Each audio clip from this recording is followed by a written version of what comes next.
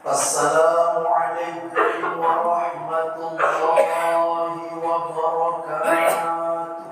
وعليكم السلام ورحمة الله وبركاته. الله أكبر الله أكبر الله أكبر الله أكبر الله أكبر الله أكبر الله أكبر الله أكبر الله أكبر الله أكبر كبيرا والحمد لله كثيرا وسبحان الله بكرة وأصيلا لا إله إلا الله والله أكبر الله أكبر ولله الحمد. الحمد لله الذي أمرنا عباده بتعظيم شعائره فإنها من تقوى القلوب. أشهد أن لا إله إلا الله وحده لا شريك له علام الغيوب وأشهد أن محمدا عبده ورسوله المحمود المحبوب. اللهم صل وسلم على سيدنا ومولانا محمد وعلى آله وصحبه الذين نالوا غفران الذنوب. أما بعد فيا أيها المؤمنين والمؤمنات اتقوا الله حق تقاته ولا تموتن إلا وأنتم مسلمون. Ma'asyiral muslimin wal muslimat rahimakumullah. Mari bersama kita mengucapkan syukur kepada Allah Subhanahu wa taala atas segala limpahan karunia nikmat rahmat serta hidayah.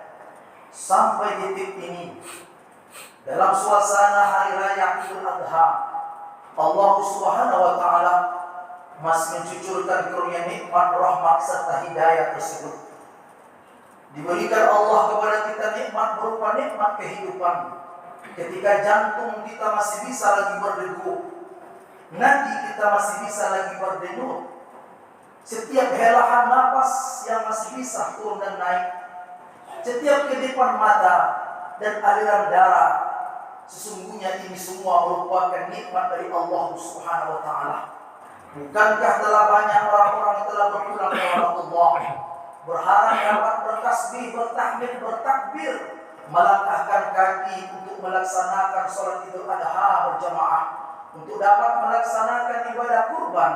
Akan tetapi jauh hari bahkan ketika detik-detik sampai masa Idul Adha, dia pun berpulang ke rahmat Allah. Saat itu merupakan bahagia yang sedihnya bukan tiada tara bagi keluarga-keluarga yang telah ditinggalkan. Demikian juga saudara-saudari kita yang telah berpulang ke rahmat Allah, yang tahun lalu masih berkumpul bersama kita dalam suasana Idul Fitri, lalu menjelang Idul Adha ini, senyumnya tak dapat lagi kita lihat, tutur katanya tak dapat lagi kita dengarkan. Seharusnya duduk bersama dengan kita, hari ini mereka sudah berada di alam kubur dan tak dapat lagi untuk mengumpulkan pundi-pundi amal. Cukuplah sudah apa yang telah tercatat sepanjang hayat masih dikandung badannya dahulu. Cukuplah sudah, semua sudah terhenti seiring dengan akhir hayatnya, tinggal pertanggungjawaban yang ada di alam baka. Dari itu para jemaah rahmat Allah, ada nikmat yang lebih besar daripada nikmat sekedar hidup.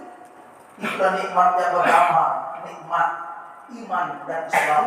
Bila hari ini, detik ini, kita masih diberi Allah kesempatan untuk dapat hidup menikmati nikmat yang bernama iman dan Islam, bersyukurlah, karena ada masa suatu saat nanti kehidupan ini akan terhenti. Bila masa dijanjikan Allah, kita ridha asalkan kembali menghadap Allah dalam kondisi beriman dan Islam. Kapanpun masa itu, dimanapun tempat itu, selama kita masih dalam kondisi beriman Islam, semoga nikmat ini dapat kita peroleh sampai ketika mata tak lagi berkedip, jantung kita tak lagi berdegup. Mudah-mudahan kita pandai bersyukur nikmat-nikmat Allah ini dengan ucapan Alhamdulillahi Rabbil Alamin. Salawat serta salam mari bersama kita hadiahkan kepada Rasulullah SAW. Betapa rindu kita akan syafaat beliau. Orang-orang beriman banyak mengucapkan selawat di dunia ini, maka akan tampak keberkahan dalam kehidupannya. Kemudian di akhirat nanti kita harapkan mendapatkan syafaatul uzma, syafaat yang agung dari Nabi Muhammad SAW. Pada saat dijanjikan Allah sejengkal matahari di kepala kita, saat itu semua kita akan dikumpulkan dalam keadaan berpanas-panas, bahkan sebagian tenggelam di dalam keringatnya masing-masing. Tetapi orang-orang yang mengumpulkan amal ibadahnya dengan rahmat Allah, salah satu amalan itu selain yang wajib adalah selawat kepada Rasulullah SAW.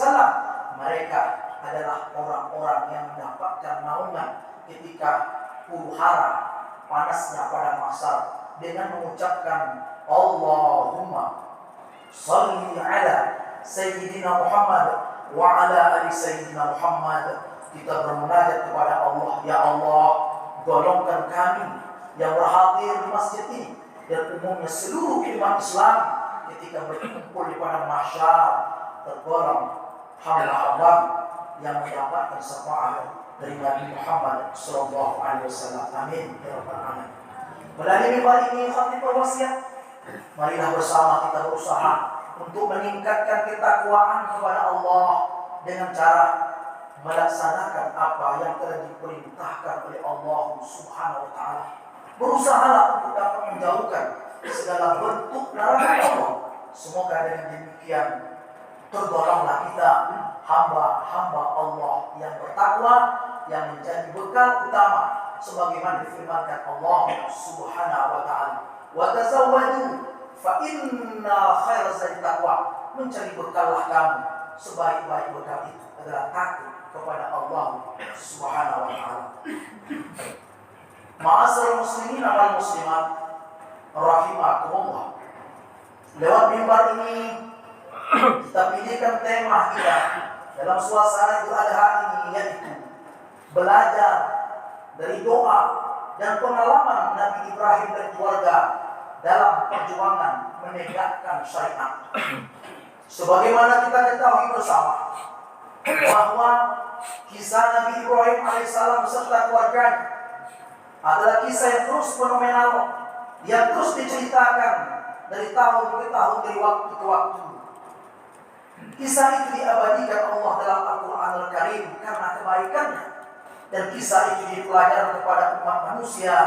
Bukan hanya sekedar kisah sejarah yang diceritakan dari Idul Adha berikutnya, tetapi syarat dengan pengajaran yang luar biasa. Pengajaran itu berupa syariat yang pernah dibawa oleh Nabi Ibrahim alaihissalam sampai kepada umat Nabi Muhammad SAW. Syariat itu terus tetap berlaku. Itulah berupa haji, salat, kurban. Nabi Ibrahim alaihissalam berdoa kepada Allah. Sangat banyak doa-doa terdapat dalam Al-Quran yang pernah dikumandangkan oleh Nabi Ibrahim alaihissalam. Doa-doa itu semua tentu dipelajari pula kepada kita, sehingga doa-doa yang diucapkan Nabi Ibrahim alaihissalam beserta anaknya Ismail itu termaktub dalam Al-Quranul Karim dan terijabah sampai detik di mana khutbah disampaikan. Dalam Al-Quranul Karim, Quran Surah Al-Baqarah ayat 127 sampai 128, Allah Subhanahu wa taala firman lewat doa yang dikumandangkan Nabi Ibrahim, Rabbana taqabbal minna innaka antas samiul alim. Wahai Tuhan kami, terimalah doa kami, amalan kami. Sesungguhnya Engkaulah yang Maha mendengar lagi Maha mengetahui. Rabbana waj'alna muslimaini laka wa min dzurriyyatina ummatan muslimatan lak wa arina manasikana wa tub 'alaina innaka antat tawwabur rahim. Wahai Tuhan kami, jadikanlah di antara anak-anak kami umat yang tunduk patuh kepada Engkau, dan tunjukkanlah kepada kami cara tempat-tempat ibadah haji kami, dan terimalah taubat kami. Sesungguhnya Engkaulah yang Maha penerima tobat lagi Maha penyayang. Pelajaran buat kita bersama para jemaah hadirin wal hadirat yang dirahmati Allah. Sedangkan Nabi Ibrahim pun seorang nabi berdoa cukup lama tentang dirinya, tentang keluarganya, tentang amalan terbaik apa yang harus dipanjatkan kepada Allah Subhanahu wa taala. Bahkan Nabi Ibrahim pun seorang nabi melantunkan doa taubat berulang-ulang kali di hadapan Allah. Bagaimana dengan kita yang banyak salah dan khilaf, tentu selayaknya lebih banyak minta kepada Allah Subhanahu wa taala. Tempat di mana Ibrahim pernah meminta berupa ibadah haji itu dimakbulkan Allah sampai detik ini. Berduyun-duyun manusia datang, bahkan berjuta-juta hadir di Makkahul Mukarramah, di mana tempat itu pernah dibina oleh Nabi Ibrahim dan Nabi Ismail. Itu menunjukkan bahwa doa yang pernah diijabahkan oleh Allah tentu sampai detik ini dapat kita nikmati bagi saudara-saudara kita yang sampai ke Makkahul Mukarramah. Lalu doa itu juga terdapat dalam Surah Ibrahim ayat 35. Lagi-lagi Nabi Ibrahim berdoa, pesan kepada kita banyaknya doa kepada Allah, pengharapan segala tumpuan, tidak ada daya upaya kecuali pertolongan Allah Subhanahu wa taala. Nabi Ibrahim berdoa, Rabbi ja'al hadza baladan aminan wajnubni wa baniya an na'budul asnam. Wahai Tuhan, jadikanlah negeri ini negeri yang aman. Jauhkanlah aku beserta anak-anakku dalam menyembah berhala. Pesan yang kedua buat kita bahwa selain ketaatan kepada Allah Subhanahu wa taala, tentu tiada ketaatan yang lain. Menunjukkan Nabi Ibrahim khawatir bahwa anak-anak cucunya akan menyembah berhala. Artinya anak-anak cucunya Ibrahim berharap tetap di dalam pengajaran tauhidnya. Hari ini kita ingin menjelaskan apakah anak-anak cucu kita sudah terjaga nilai akidahnya, sudah terjaga ibadahnya, sudah terjaga akhlakul karimahnya. Walaupun kita sering ke masjid, kita berjamaah, kita dengar kajian, bagaimana dengan anak-anak cucu kita dalam hari-hari ini yang aneka ragam cobaan, godaan luar biasa menghantui mereka, sehingga mengenalkan dirinya kepada Allah pun mungkin jauh sekali untuk kita ajarkan, sehingga dia lupa dari mana dia berasal, sedang di mana sekarang, dan akan kemana setelah ini. Nabi Ibrahim juga berdoa tepat pada surah Ibrahim ayat 40. Rabbi ja'alni muqimas sholati wa min dzurriyyati Rabbana wa taqabbal du'a. Wahai Tuhanku, jadikanlah aku dan anak cucuku orang-orang yang tetap mendirikan sholat. Wahai Tuhan kami, dengarkanlah doa-doa kami. Satu pengajaran luar biasa kepada kita para jamaah yang dirahmati Allah Subhanahu wa taala. Nabi Ibrahim yang ditinggalkan kepada anak-anak cucunya, berharap bagaimana mereka tetap melaksanakan sholat, tetap dalam ketaatan kepada Allah Subhanahu wa taala. Hadirin wal hadirat rahimakumullah. Itulah doa-doa yang pernah disampaikan Nabi Ibrahim alaihissalam. Lalu di dalam doa-doa itu Allah perintahkan untuk mengerjakan haji sebagai rangkaian ibadah. Dalam itu juga ada perintah kurban, dalam perintah itu juga ada sholat, sehingga diingatkan kepada kita untuk menjalankan syariat yang diajarkan ini. Berbahagialah saudara-saudari kita yang sedang berada di Makkahul Mukarramah dan sempat berziarah di Madinatul Munawwarah, di mana Nabi Allah, Rasul yang kita cintai telah dimakamkan di sana. Mereka dapat mengerjakan haji di Makkahul Mukarramah. Lalu hari ini kita berdoa, semoga haji yang mereka laksanakan pulang kampung halaman di dalam kondisi haji yang mabrur, bukan haji yang mabrur. Haji yang mabrur berarti haji yang diterima. Haji yang mabrur berarti haji yang ditolak. Perintah haji itu sudah lama diceritakan Allah dalam Al-Quran sampai detik ini. Perintah itu terus berlaku sampai hari ini. Diingatkan kita dalam Al-Quran bagaimana indahnya ajakan dan perintah Allah tentang haji tersebut. Walaupun banyak orang yang mau tetapi tidak mampu. Ada orang yang tak mampu, sebenarnya dia mau. Ada juga orang mampu, tidak mampu, dia tetap saja tidak mau. Itu beberapa tingkatan orang di sini ketika mendengarkan ayat ini. Quran surah Al-Hajj ayat 27. Wa azim fil nas bil hajj ya'tuka rijalan wa ala kulli dhamin ya'tina min kulli fajjin amiq. Dan berserulah kepada manusia untuk mengerjakan haji, niscaya mereka akan datang kepadamu dengan berjalan kaki dan mengendari onta yang kurus yang datang dari sebelah ujung yang jauh. Firman Allah telah berlaku, bukan hanya sekedar kita berada di Indonesia. Bahkan ada di tahun ini orang Inggris yang Muslim sanggup berjalan kaki dari Inggris menuju Mekah 11 bulan 26 hari dia tempuh berjalan kaki sebagai firman Allah ini. Dia pun sampai di Makkahul Mukarramah. Hari ini ada sebagian orang yang punya harta dan punya kemampuan untuk bisa berangkat, jangankan untuk berkeinginan maju, sementara mendaftar pun kadang tidak mau. Saudara-saudara, kaum muslimin muslimat rahimakumullah, berbahagialah orang-orang dapat mengerjakan haji itu. Dan kita yang baru berangkat berdoa kepada Allah, semoga ada masa suatu saat nanti dengan tekad niat kita, dengan usaha yang diberikan Allah Subhanahu wa taala, semoga diberikan kesempatan untuk mengerjakan haji ke Makkahul Mukarramah. Tetapi jika kita mengelak, padahal kita mampu, ancamannya cukup berat. Sampai Rasul katakan, "Malam tahbisu hajatu zahiratu, aw maradu habisu, aw sultan jahil, walam yahujja falyamut insa'a Yahudiyan wa insa'a Nasraniyan." Barang siapa yang tidak terhalang kebutuhan yang nyata, atau yang sakit yang merintangi dia, atau penguasa yang jahat, lalu dia tidak berangkat menunaikan haji, maka Rasul katakan, insa'a Yahudiyan wa insa'a Nasraniyan, maka matilah dia menurut agama Yahudi atau Nasrani. Begitulah beratnya orang yang mampu tapi tidak berpikir untuk mau berangkat, bahkan cuek dengan amal-amal haji itu sendiri. Padahal Rasul ingatkan begitu indah, al-hajjul mabrur laisa lahu jazaa'un jannah. Hadis riwayat Muslim, bahwa haji yang mabrur itu tiada balasannya kecuali surga. Apa yang terjadi jika haji-haji itu berubah menjadi haji yang mardud? Apa penyebabnya? Banyak diantaranya adalah karena berangkat dengan uang yang tidak halal, bercampur dengan haram ataupun yang subhat. Yang kedua, boleh jadi mengerjakan haji tidak tulus sungguh-sungguh untuk mengerjakan syariat yang diajarkan Rasulullah. Tetapi apa yang terjadi? Ada 4 golongan orang yang haji ceritakan Nabi. Iza kana akhir zaman akhrajan nas, akan datang suatu masa di akhir zaman para manusia ini haji mengerjakan haji arba'atu asnafin, ada 4 golongan. Yang pertama, salatinuhum linazha, para pemimpin yang berangkat haji itu hanya untuk rekreasi saja. Wa amyahum litajarah, orang yang kaya di antara mereka berhaji hanya untuk berdagang. Wa fuqara'uhum lil mas'alah, orang yang miskin pun berangkat ke haji nanti akhir zaman. Di antara mereka hanya untuk diminta-minta, hanya untuk mengiris menadahkan tangan. Wa qurra'uhum lis-sum'ah, para ahli qiraat, para pembaca Al-Quran, mereka haji bukan tulus untuk mengerjakan haji, tetapi hanya untuk mencari popularitas.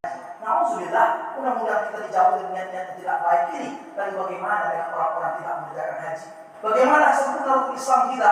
Kita sudah mengucapkan 2 kalimat syahadat, kita sudah mendirikan sholat, kita sudah membayar zakat, kita sudah puasa bersuci Ramadan.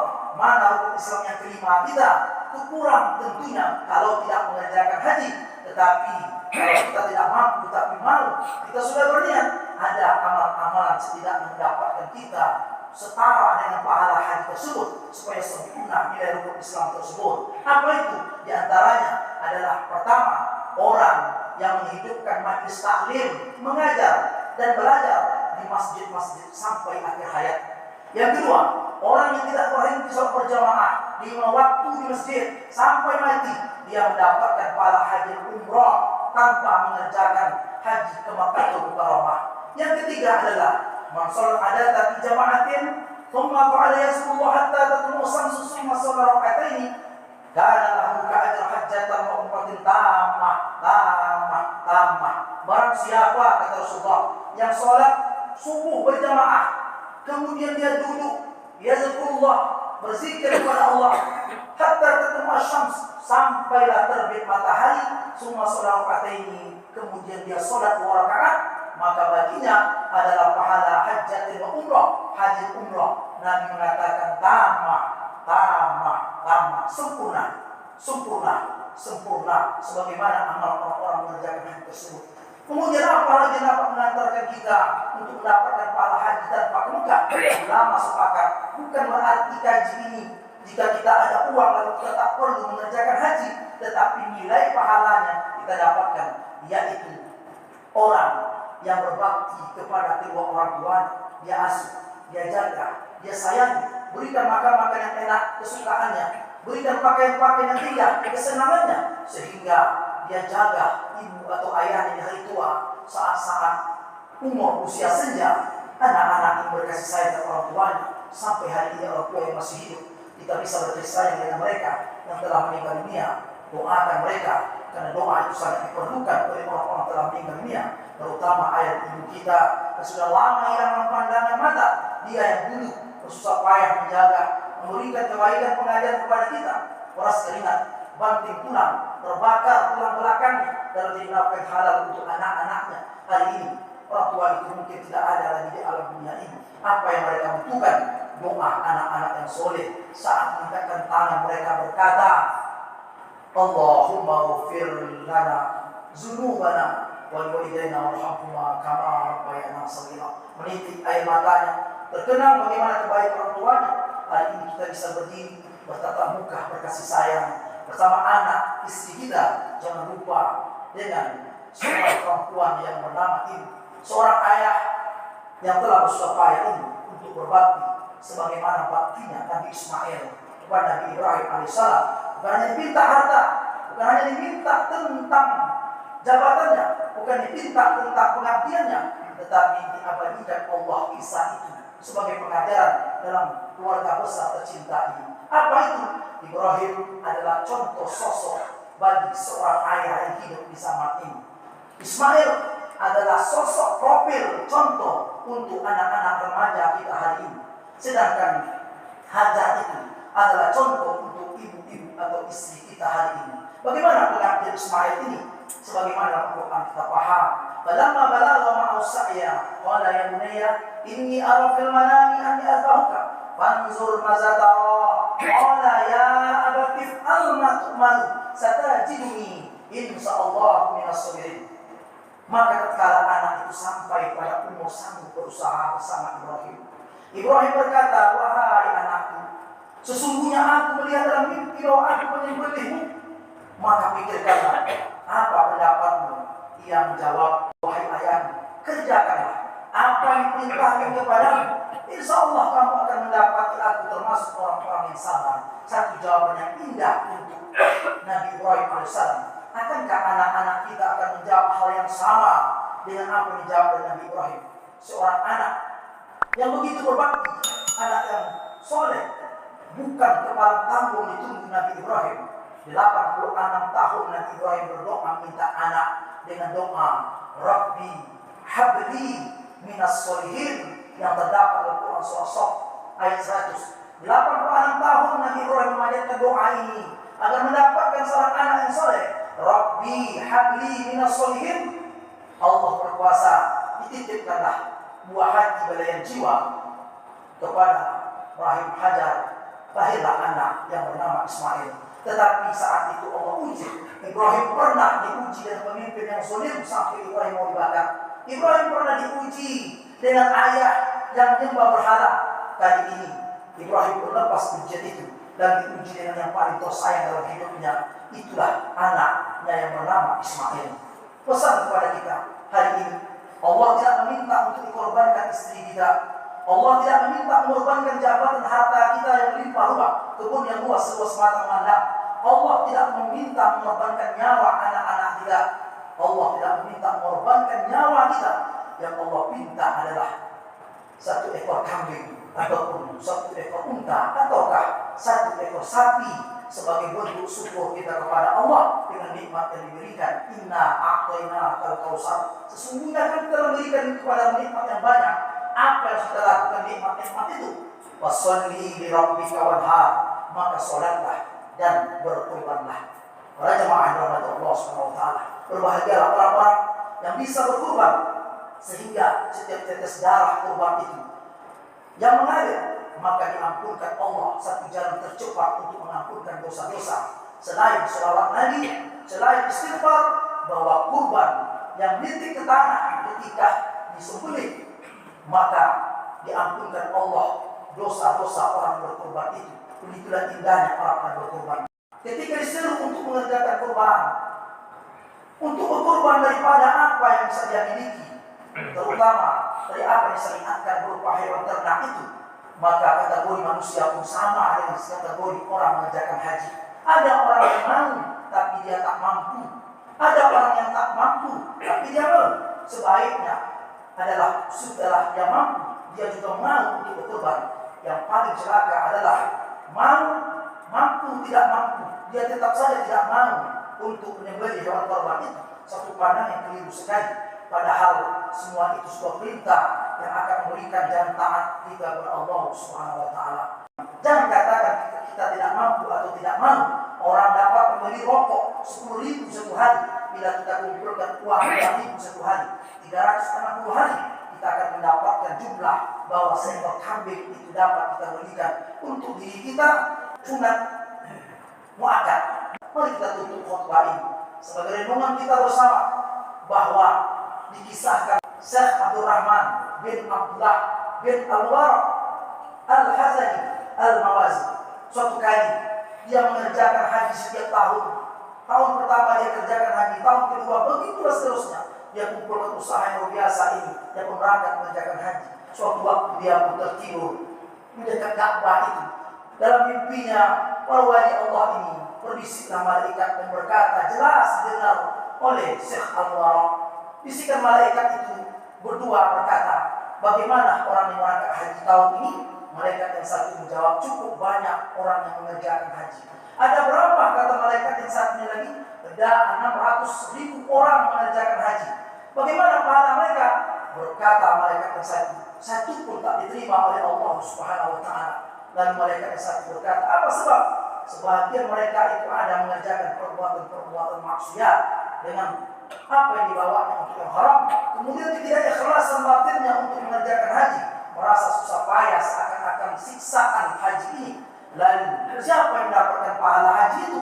Dibisikkan oleh malaikat saya, ada seorang manusia yang tidak ke Mekah dan mengerjakan haji dapat pahala haji. Siapa namanya? Ali bin Al-Muwaffaq. Penasaranlah Abdurrahman, Syekh Abdurrahman ini atau Syekh Al-Waraq. Dia cari ke Damaskus sesuai apa cerita malaikat, apa amal orang itu. Dia cari cukup lama perjalanan hingga bertemu dengan Ali Al-Muwaffaq. Ternyata dia hanyalah seorang tukang sol sepatu, tukang jahit sepatu, tukang bersih sepatu orang. Dia tanya, engkau yang bernama Ali Al-Muwaffaq? Betul wahai Syekh. Tidak berapa lama aku diceritakan kisah yang dialami oleh Mubarak ini dengan tangisan penuh air mata. Dia katakan, apa amalan engkau wahai saudara? Sehingga engkau mendapatkan pahala haji 600.000 haji Mekah, dan sebab engkau pula bahwa haji pun diterima karena kemuliaan hajimu. Rasanya apa yang ada mengamalkan yang terbaik lebih baik daripada apa yang dilakukan. Aku hanya orang biasa saja. Coba engkau ingat kata Mubarak, barangkali ada amalan engkau sehingga para malaikat takjub kepada engkau, sehingga orang-orang mengerjakan haji diterima amalnya karena kebaikan engkau. Maka Ali Al-Muwaffaq pun bercerita sedikit tentang kisah singkatnya. Aku mengumpulkan uang untuk berangkat haji. Setiap hari kumpulkan, kusisihkan lebih daripada nafkah yang dapat kucukupkan untuk anak istriku dengan niat berangkat haji. Setiap hari bekerja, dia niatkan untuk sebagian disisihkan mengerjakan haji. Setiap kali orang berangkat haji, kudengarkan mereka melampaikan kalimat Labaik Allahumma labaik, labaik la syarika laka labaik, innal hamda wa ni'mataka laka wal mulk la syarika lak. Menetes air mataku. Betapa harunya aku mendengarkan itu. Aku merasa aku sudah sampai ke Makkah Mukarramah, tapi uangku belum cukup. 360 dirham dia kumpulkan. Lalu istrinya mengandung. Saat mengandung itu dia berkata, wahai suamiku, aku ngidam dan senang untuk makan daging kambing, atau kau suka makan daging keledai. Coba engkau cari, ada bau yang sedap di antara tetangga kita ini. Apa yang dia masak? Carilah. Lalu dia cari keliling-keliling, tidak dapat masakan itu. Bertemulah agak jauh dari rumahnya. Tercium aroma yang sedap daripada masakan keledai. Lalu dia mengunjungi. Ternyata rumah itu adalah rumah anak yatim yang punya anak 5 sampai 6 orang. Seorang janda yang sudah sakit payah, dia menjaga anak dan membantu suaminya pada suatu lama pulang ke Rasulullah. Dia tanya, wahai saudariku, bolehkah kau memberikan aku sepotong daging untuk istriku yang sedang mengandung ini? Dia sedang hidam. Lalu perempuan itu berkata, aku tidak mau memberikan sepotong pun. Bagaimana dengan kuahnya wahai saudaraku, saudariku? Kuahnya pun tak akan kuberikan. kenapa engkau lakukan ini? Andai kata engkau jual dengan harga dulu, engkau pun akan mendapatkan hal yang sama. Akhirnya itu tidak dia dapatkan. Dia katakan, kenapa engkau tak berikan kepada aku? Dia pun menjawab bahwa daging keledai ini halal bagi kami, tapi haram untukmu. Apa terjadi? Ternyata daging keledai yang dimasak oleh janda ini yang punya anak orang anak yatim ini adalah keledai yang sudah mati, bangkai. Terlihatnya anak-anak kelaparan, yang tidak dapat makan, diberikannya lah. Lalu kisah ini pun ditutup. Menangis menitik air mata. Ada wafat, aku yang mengumpulkan uang bertahun-tahun, tapi tak pedulikan jiran-jiran tetangga, anak-anak yatim, orang-orang miskin di sekitarnya. 360 dirham itu diserahkannya kepada anak yatim itu. Dia pun tidak jadi berangkat ke Makkah Mukarramah, tapi ribuan malaikat mendoakan bahwa dia termasuk orang mengerjakan haji. Banyak orang bertemu dengan haji yang wafat mengerjakan haji Makkah Mukarramah, padahal dia belum sampai ke sana. Ternyata ada malaikat-malaikat yang menggantikan amal haji itu sebagaimana niat daripada ahli wafat. Mudah-mudahan kisah ini menginspirasi kepada kita untuk saling berkasih sayang, saling berbagi walaupun sekilo, setengah on kambing yang apa kita korbankan, membantu anak yatim, fakir miskin, menghidupkan majelis taklim. Semoga nilai kisah ini memberikan kebaikan untuk jalan terbaik kepada kita dalam kehidupan saat bernama dunia ini. A'udzubillahi minasyaitonir rajim. Bismillahirrahmanirrahim. Inna a'tainakal kautsar. Fasholli rabbika wanhar. Inna syani'aka huwal abtar. Barakallahu li wa lakum fil Qur'anil 'azim. Wa nafa'ani wa iyyakum bima fihi minal ayati waz zikril hakim. Innahu huwal barrur rahim wa rabbi firham wa anta khairur rahimin. Allahumma salli ala sayyidina Muhammad wa ala